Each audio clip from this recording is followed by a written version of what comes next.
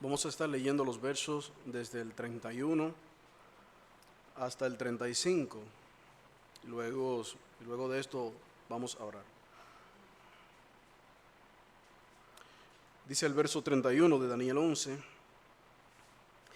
y se levantarán de su parte tropas que profanarán el santuario y la fortaleza, y quitarán el continuo sacrificio, y pondrán la abominación desoladora.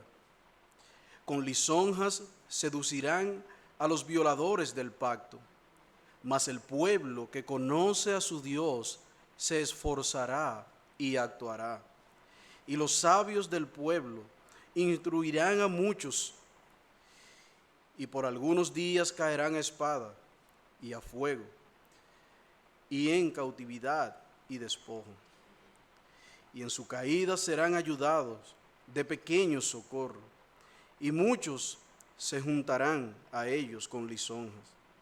También algunos de los sabios caerán para ser depurados y limpios y emblanquecidos hasta el tiempo determinado, porque aún para esto hay un plazo. Amén. Oremos, hermanos. Señor, te pedimos ahora tu asistencia especial para que tú nos concedas extraer de este texto enseñanzas que nos ayuden a vivir vidas dignas del Evangelio, de modo que en todo nosotros podamos ser reconocidos como un pueblo que ama y que conoce a su Dios. Oh Señor, bendícenos en ello, pues te lo pedimos en Jesús. Amén. Mis hermanos, nosotros en este texto básicamente nos estaremos concentrando en los versos 32 y 33, pero era necesario leer los versos 1 al 5 para que nosotros podamos, 31 al 35, para que podamos tener un poquito más amplia la idea. Y nosotros podemos ver, hermanos, aquí en este texto que se habla de un pueblo. Y ese pueblo somos nosotros, su iglesia, en el contexto de ahora, pero en el contexto en que Daniel escribe esto, se refería a aquel pueblo de Dios, Israel. Y cuando nos acercamos a esta porción, debemos tener claro que Daniel no está relatando los eventos que están aconteciendo en ese momento preciso. El contexto donde Daniel empieza a hablar de esto es en el contexto de la visión que él está recibiendo, que inicia desde el capítulo 10, y está allí al lado del río Hiddekel, y en ese momento Daniel empieza a recibir una visión de las cosas que iban a pasar en el futuro, y en este contexto Daniel escribe el pasaje que tenemos enfrente dentro de la visión que él está recibiendo. Y vale destacar, hermanos, que todo lo que Daniel recibió en esta visión fueron eventos que se cumplieron tal cual como se escribieron 370 años más tarde. Y esto habla, hermano, nos dice a nosotros que, y es indudablemente una muestra de la veracidad y la fiabilidad de la palabra de Dios. Todo cuanto nuestro Dios ha dicho se cumplirá. Y como decía el versículo 35, en su tiempo, porque aún para esto hay un tiempo. Y en ese contexto, entonces Daniel relata aquellos acontecimientos que nosotros vemos aquí en el verso 31 al 35 y que serán y que ocurrirán 370 años más tarde. Estos versos del 31 al 35 nos narran entonces la despiadada persecución que Israel iba a tener bajo el gobierno de un señor a quien Daniel declara despreciable. El nombre de este hombre, que se daría a conocer en la historia y mucho más adelante, es Antíoco Epífanes.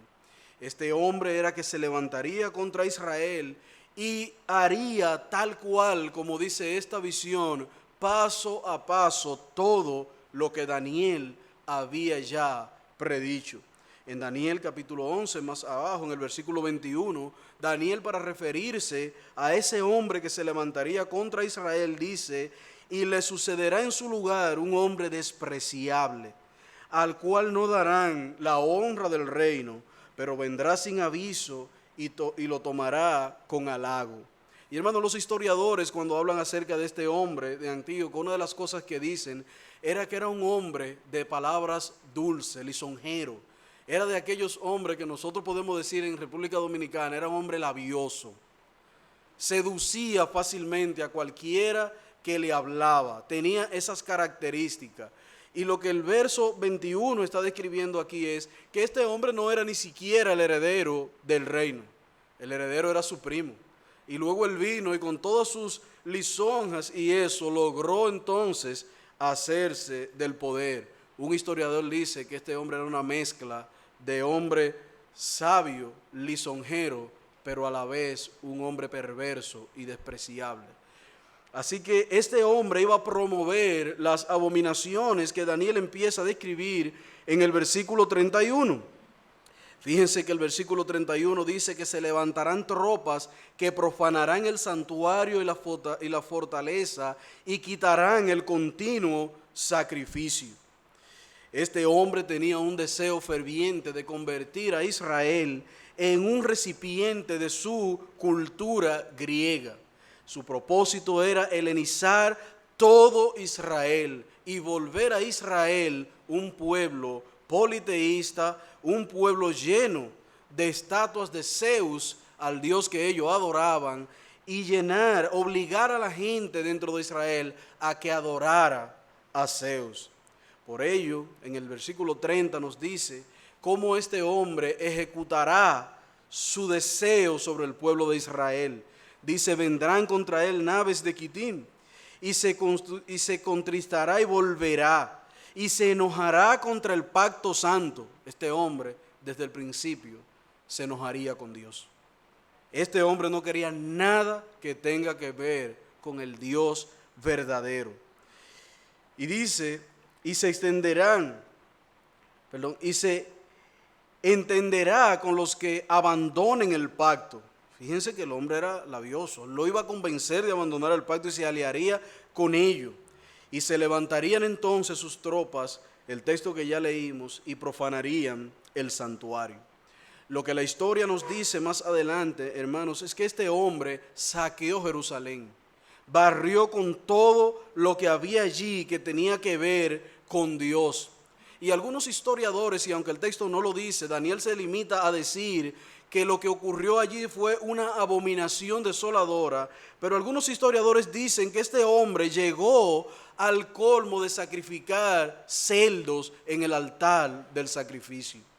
Hermanos, para un judío el cerdo es algo despreciable, es algo que no se puede ni comer ni tocar. Era como darle un golpe bajo a la realidad de ellos, a lo que ellos adoraban y creían. Este hombre sacrificó, dicen los historiadores, puerco en el santuario y colocó en el templo de Jerusalén una imagen de Zeus para ser adorada. Y esto, hermanos, que se narra aquí ocurrió en el 168 al 167 antes de Cristo. O sea, todo lo que Daniel recibió en la visión, ciertamente se cumplió 300 y tantos años más tarde. Y hermanos, aunque el texto no dice, nuestro texto en Daniel no dice que sacrificaron cerdos allí, sino que los historiadores apuntan a todo lo que este hombre hizo. La realidad es que sea lo que sea que él haya hecho, descrita en la palabra de Daniel, fue algo aborrecible, fue algo que realmente se podría considerar como repugnante, asqueroso y hasta despreciable. Porque la palabra que Daniel usa, hermanos, es muy significativa. ¿Y qué harán allí? Una abominación delante de Dios. A pesar, hermanos, de estas dificultades y dolores y de la persecución a la que estaba sometido el pueblo de Dios, hay muchos de ellos que doblarían sus rodillas ante este perverso. Muchos iban a ser seducidos, muchos iban a ser arrastrados.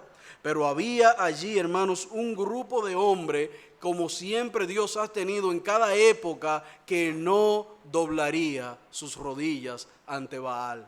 No doblarían sus rodillas ante Zeus. No se iban a rendir ante este hombre llamado Antíoco. Hermanos, y la razón por la que estos hombres no iban a doblar sus rodillas, la razón por la que no iban a adorar a Zeus y la razón por la que ellos no iban a caminar con este hombre, era una razón muy sencilla. El verso 32 nos dice, la razón por la que no lo harían era porque ellos conocían al verdadero Dios. Y es interesante, hermanos, que el Dios, como traduce Daniel aquí, más el pueblo que conoce a su Dios, ese Dios aquí es el que acabamos de cantar, es traducido como Elohim, el Dios creador, el Dios sustentador de todo Israel. Para ellos estaba claro, para este pequeño grupo de hombres, que no había en la tierra ningún Dios por encima de Jehová de los ejércitos.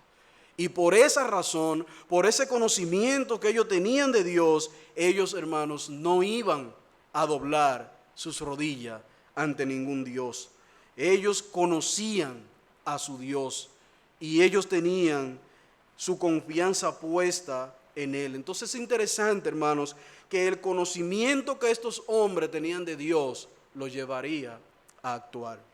¿Y cómo actuarían? Lo vamos a ver en 3 puntitos muy sencillos, hermanos. En primer lugar, el pueblo que conoce a su Dios se esforzará siempre por obedecerlo. La obediencia es una característica de aquellos que conocen a Dios. Es una característica de aquellos que conocen a Dios. Ese remanente evidenciaría que su conocimiento de Dios lo llevaría a actuar en consonancia con ellos. Ellos no creían en cualquier Dios, ellos creían en el Dios Elohim, el que había creado todas las cosas con el poder de su palabra. Y si ellos confiaban en ese Dios, hermanos, podían con toda libertad rechazar cualquiera de los dioses que le pusieran enfrente. Cualquiera de los dioses que le pusieran enfrente, porque ninguno de los dioses que se le presentara a ellos había creado nada. Había creado nada, pero su Dios, Elohim, había creado los cielos y la tierra y todo cuanto en ella existe. Y eso, hermano, lo iba a llevar a estos hombres a actuar de conformidad con esta verdad. Y hermano, las aflicciones, las pruebas, los dolores, las persecuciones sacan a la luz lo que nosotros somos. No es nada más el poder.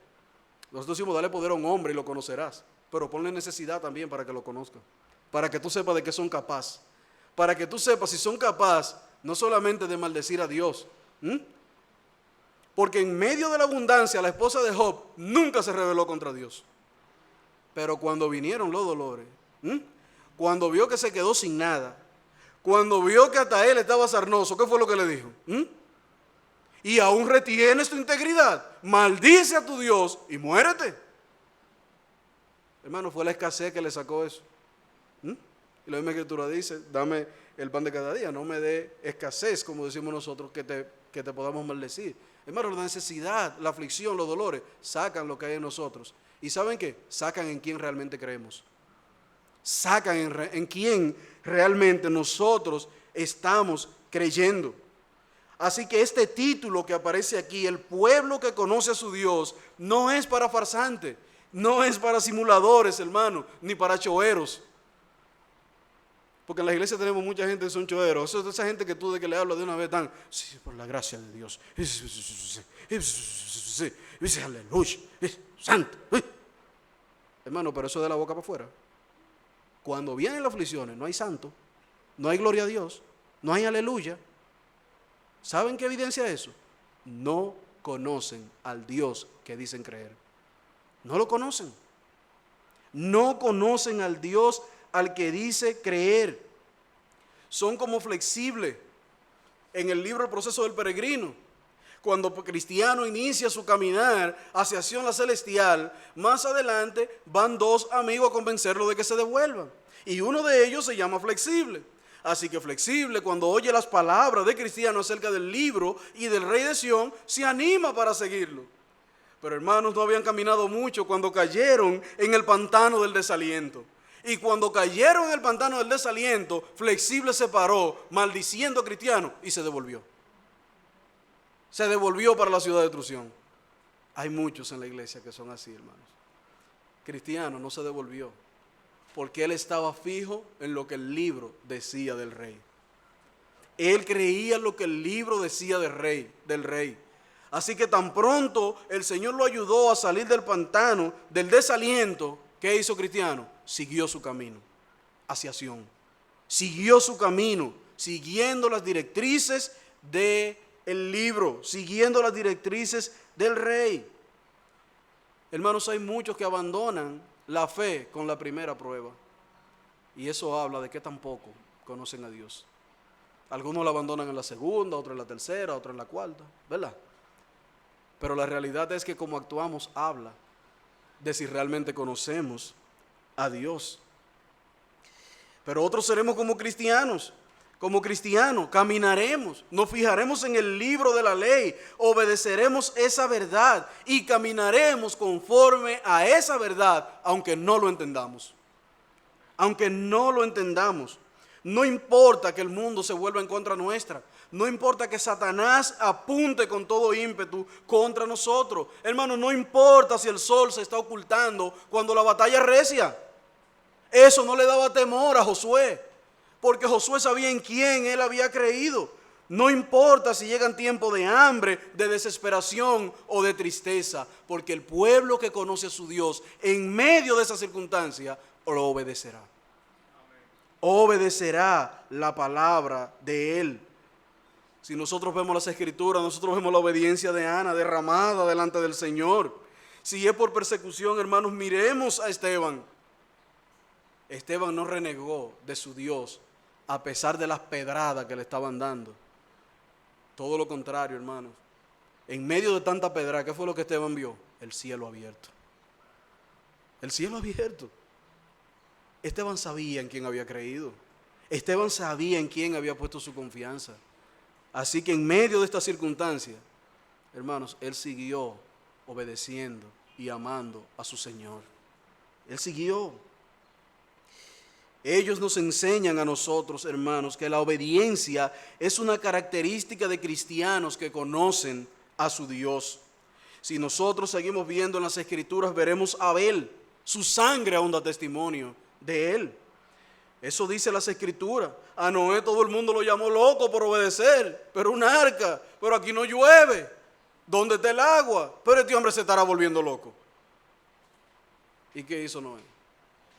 Díganme loco, díganme fanático, díganme todo lo que ustedes quieran, pero yo voy a seguir obedeciendo al Señor.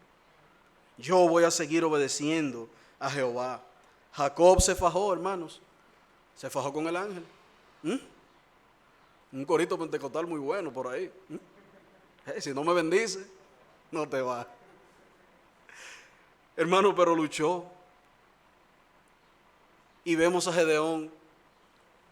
Quería ir con un ejército y Dios empieza a limpiar el ejército y limpia el ejército y limpia. Al final le deja 300, hermanos. Y es increíble cómo termina la historia. Porque al final Gedeón va contra un ejército al que él de por sí le temía de verlo. Y Dios los manda. Para mí esa es una de las historias más maravillosas en las Escrituras. ¿Saben cuáles fueron las armas de batalla con las que ellos fueron a luchar contra el pueblo enemigo? Hermanos, llevaron teas, cántaros y trompeta.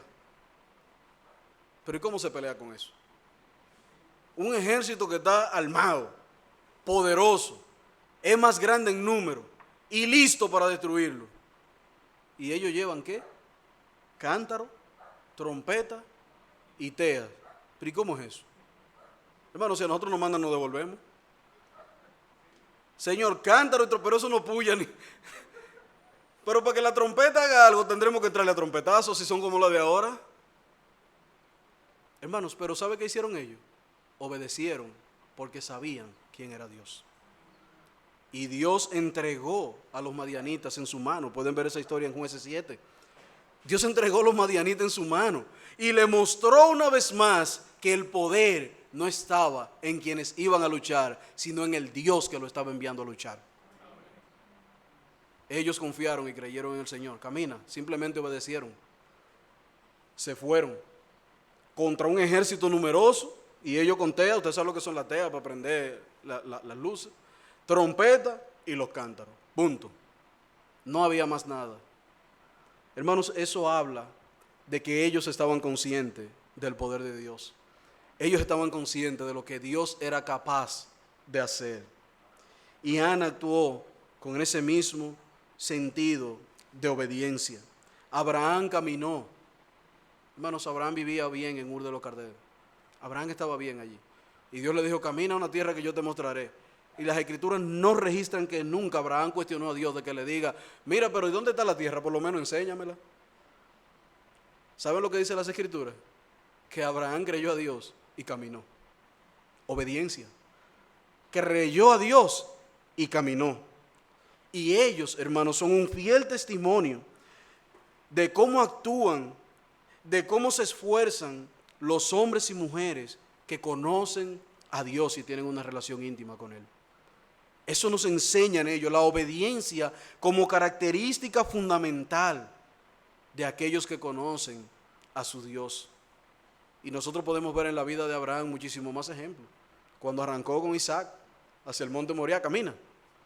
El cordero yo te lo enseño en el camino. Abraham no cuestionaba, hermanos, Abraham no cuestionaba a Dios. Por eso Abraham tiene ese título tan precioso, amigo de Dios. Y nosotros tenemos que aprender que los hombres que confían en Dios como Abraham obedecen. Obedecen. En segundo lugar, mis hermanos, nosotros podemos aprender aquí que el pueblo que conoce a Dios se esforzará en guardar y enseñar su palabra. Un hombre que conoce a Dios, que tiene una relación íntima con Dios, se caracterizará por ese fervor, por ese celo, por ese deseo, hermanos, de guardar la palabra del Señor, pero también de enseñarla. La guardará y la enseñará. Fíjense cómo dice el versículo 33 de nuestro texto. Y los sabios del pueblo, ¿qué? Instruirán a muchos. Instruirán a muchos. Este texto definitivamente apuntaba a aquellos hombres, a aquel remanente que iba a permanecer fiel dentro de la visión de Daniel. Y apunta a este grupo de hombres que bajo el gobierno despiadado, sobre el gobierno devastador de Antíoco, no solamente permaneció firme, sino también que procuró enseñar al pueblo.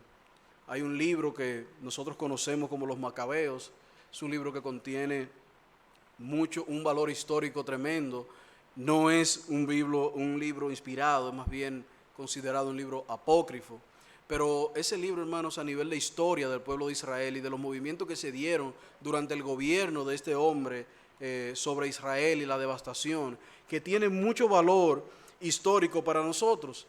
Y en este libro nosotros podemos encontrar cómo durante el gobierno devastador y perverso de Antíoco, Dios levantó un grupo de hombres que permanecieron fieles, que permanecieron firmes ante el pacto, que no doblaron sus rodillas ante el Baal griego llamado Zeo.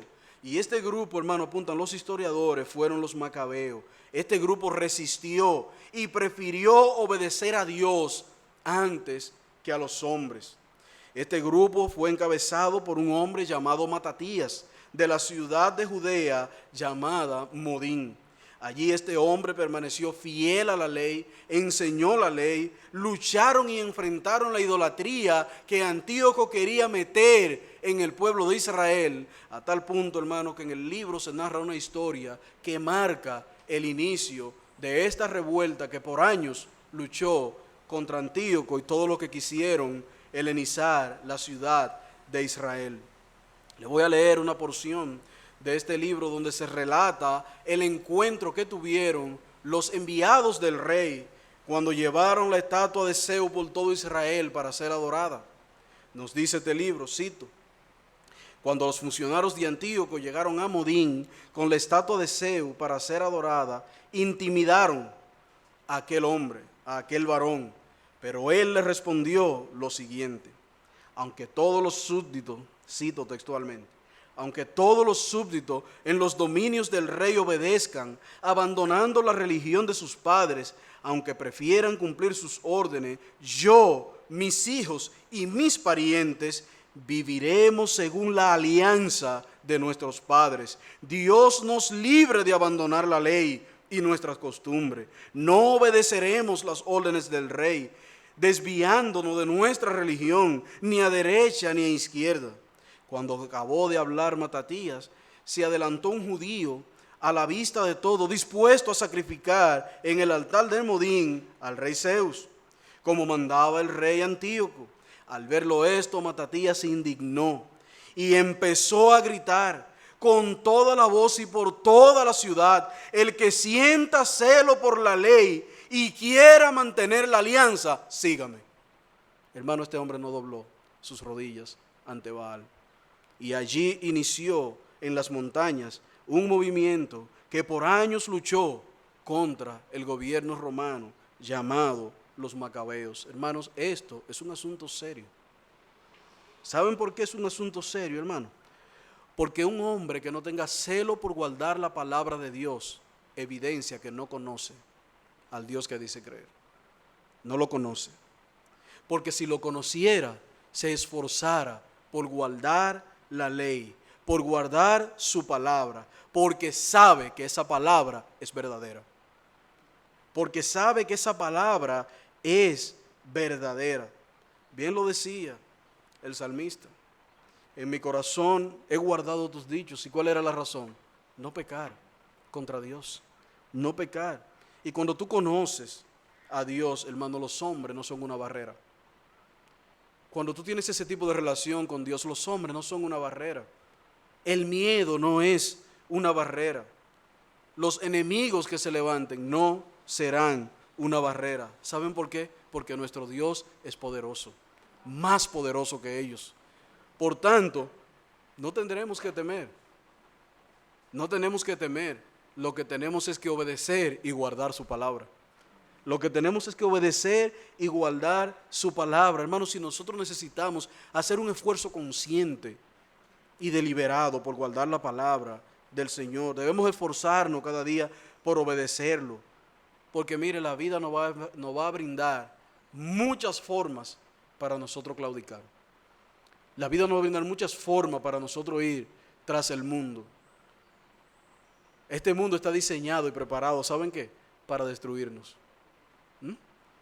Porque nosotros vamos contra la corriente. Nadamos contra la corriente. Pero aún nadando contra la corriente, el pueblo que conoce a su Dios tiene una sola salida: esforzarse y actuar, obedeciéndole y creyendo en Él. No hay otra forma, hermanos. Cuando Dios encomendó a Josué la obra de sustituir a Moisés y completar el trabajo que Moisés estaba haciendo, hermanos, si usted lo piensa, Josué le había servido a Moisés. Y ya cuando Moisés está al umbral de su muerte, a Josué le traspasan esta gran responsabilidad. ¿Y saben qué es lo que Dios le dice a Josué? No le dijo: ejercítate para la batalla, prepárate que los enemigos son fuertes. Mira, observa bien a Moisés, mira lo que hizo. No, hermanos, Dios le dijo a Josué: solamente esfuérzate y sé muy valiente, no para luchar. ¿Para qué le dijo? Josué capítulo 1, versículo 7. Para cuidar de hacer conforme a toda la ley que mi siervo Moisés mandó. Guarda la palabra, retén la palabra, haz conforme a la ley. No te apartes de ella ni a diestra ni a siniestra, o sea, ni a derecha ni a izquierda, para que sea prosperado en tus caminos. Óyeme, para que sea prosperado en todas las cosas que emprenda. Versículo 8, nunca se aparte de tu boca este libro de la ley, sino que de día y de noche meditarás en él, para que guardes y haga conforme a todo lo que está escrito. Hermanos, para obedecer al Señor, nosotros tenemos que hacer un esfuerzo. Para obedecer al Señor, tenemos que ser valientes. Para creer en el Dios de las Escrituras, necesitamos ser decididos. Y Dios le dijo a Josué: esfuérzate por guardar la ley, porque si guardas la ley, tus caminos se allanarán. Tú vas a ser prosperado, pero no vas a ser prosperado por tu fortaleza, sino por guardar la palabra de Dios. Hermanos, y ahí reside el secreto de un cristiano. Un cristiano que conoce a su Dios está consciente de la importancia de guardar su palabra. No será una opción para él.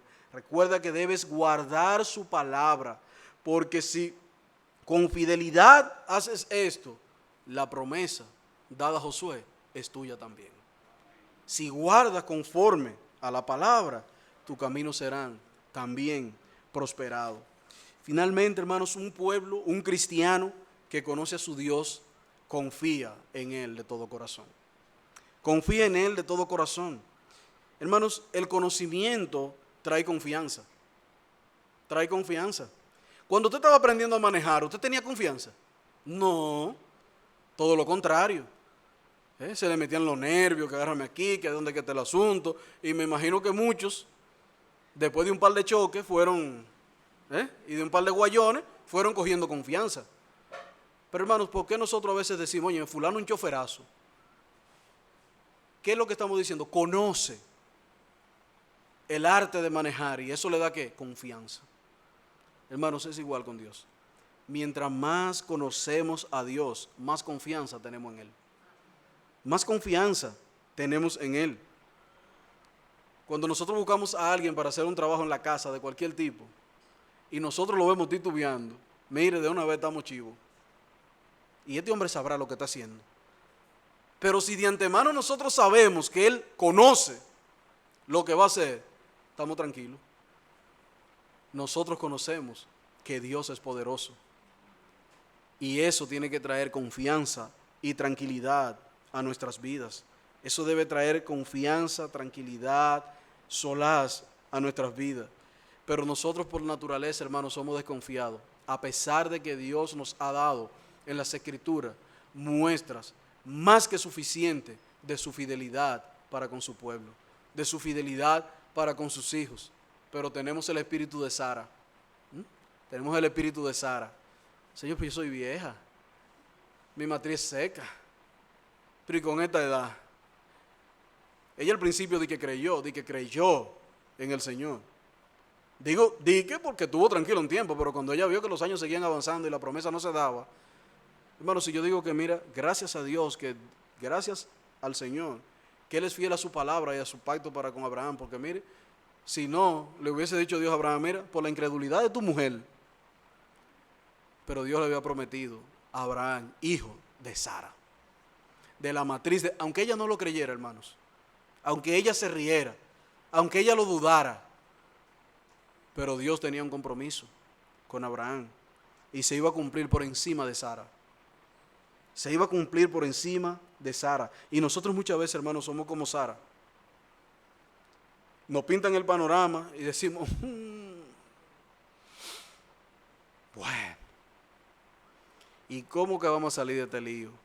Cuando por fin nos estamos reuniendo, cuando se viene a ver si cierran todo de nuevo. ¿Y en qué vamos a quedar? Y estaremos en diciembre en esto, y en enero en esto, en febrero en esto. Bueno, yo no sé si estaremos en enero, en febrero, en marzo, en diciembre del año que viene. Ahora yo sé una cosa, el pueblo que conoce a su Dios se va a esforzar por obedecerle y por guardar su palabra, con pandemia y sin pandemia.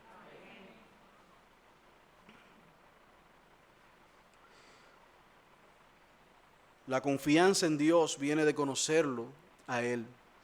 Y hermanos, hay un evento en las Escrituras sorprendente, y es con Eliseo y su criado Giesi. El pueblo había acampado alrededor de la ciudad para venir en guerra contra ella, los enemigos de Israel.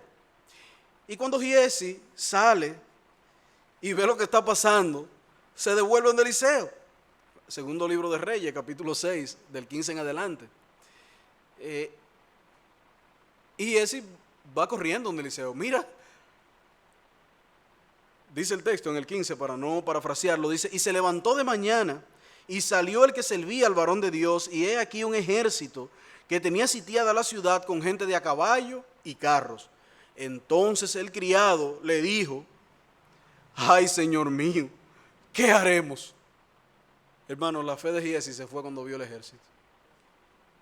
Pero Dios utilizaría esto para fortalecer el corazón de él, para mostrarle quién él era, para fortalecer la voz de Giesi, porque mire, Eliseo estaba tranquilo.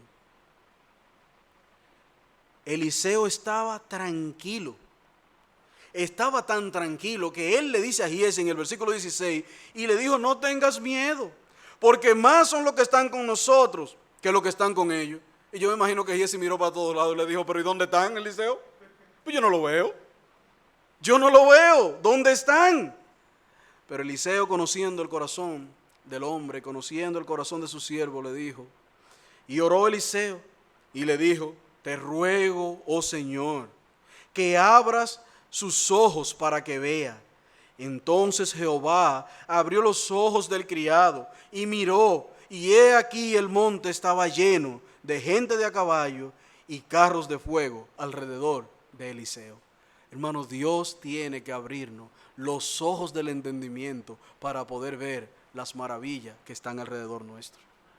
Por eso es que el Salmo 37:4, como dice, el ángel de Jehová acampa alrededor de los que le temen. ¿Y qué más? Y los defiende. Y los defiende, hermanos. Giesi experimentó eso. Cuando Giesi vio eso, seguro, hermanos, la escritura nos dice seguro que dijo, se puso con parón como Elías con los profetas de Baal. Pidan, clamen, todo lo que ustedes quieran a su siervo, y después, ahora voy yo. Bueno, las escrituras nos hablan de que Dios mandó a Eliseo a hacer tal demostraciones de poder. Pero Eliseo sabía que Dios, a Elías, pero Elías sabía que Dios era fiel a su palabra y no lo iba a abandonar. Eliseo aprendió a confiar en Dios como confió Elías, su mentor. Y esto, hermano, seguro que fortaleció el corazón de Giesi. Un último ejemplo podemos ver en el libro de Daniel, en el mismo libro de Daniel, en el capítulo 3.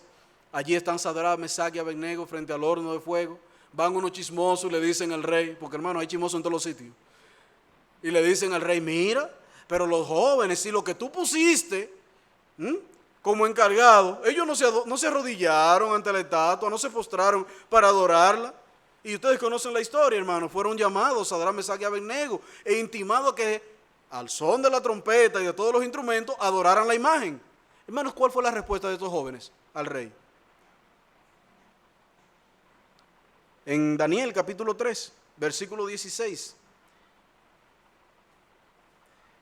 Dice: y Sadrach, Mesach y Abednego respondieron al rey Nabucodonosor diciendo: no es necesario que te respondamos sobre el asunto. He aquí nuestro Dios a quien servimos. Puede librarnos del horno de fuego ardiendo, y de tus manos, oh rey, nos librará.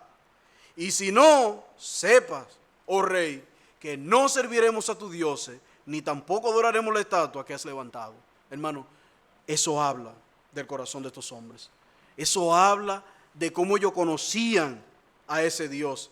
Y nosotros pudiéramos alabarlo a ellos y pudiéramos decir: qué coraje tienen estos hombres, qué valentía tienen estos hombres, cuánta firmeza. Sí, hermanos, eso es verdad.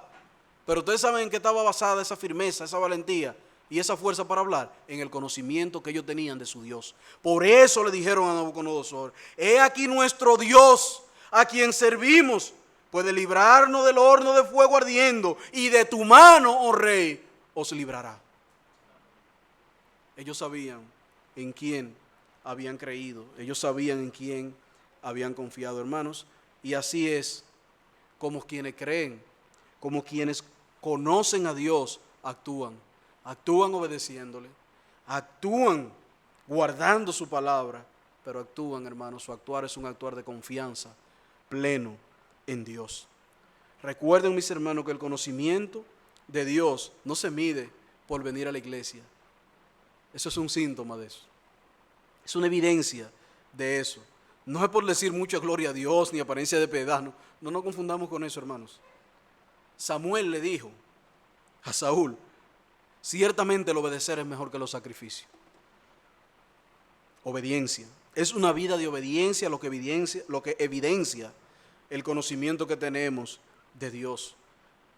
No olvide que una segunda característica de un hombre que conoce a Dios es un deseo intenso por guardar su palabra, atesorarla en su corazón, hermano, si no se calla ese hombre no se calla. Esa verdad que lo ha transformado a él quiere que transformen a otro. Por eso es que Pablo aconseja a los colosenses y le dice que la palabra de Cristo more en abundancia en vosotros, enseñándonos y exhortándonos. Porque ese morar en abundancia de la palabra de Cristo en nuestros corazones habla del conocimiento que tenemos de Dios. Ciertamente, hermano, que el apóstol Pablo en muchas otras cartas y en Primera de Pedro, capítulos 1, versículo 3, para lo que llevan anotación, habla de esa esperanza viva que nosotros tenemos en Cristo, pero esa esperanza es viva porque creemos, confiamos y obedecemos a nuestro Dios. Que el Señor nos ayude, hermanos, a tener vidas que sean caracterizadas por un conocimiento de Dios que sea evidente y de provecho, no solamente para nosotros, sino también para aquellos que nos rodean. Porque el pueblo que conoce a su Dios se esforzará y actuará por obedecerle, por guardar su palabra y por una confianza genuina en Él. Amén. Oremos. Padre, te damos gracias por tu palabra en la que hemos meditado. Fortalece nuestros corazones, Señor, y guíanos en obediencia a confiar en ti. Los hechos poderosos, los portentos que podemos ver en las Escrituras nos hablan de tu poder, de tu amor y de tu misericordia, Señor. Oh Padre, ayúdanos a mantenernos firmes y no doblar nuestras rodillas ante los baales de este mundo. Y que en todo podamos ser identificados como hombres y mujeres que conocen a su Dios y actúan de conformidad con esa verdad que ha transformado sus corazones.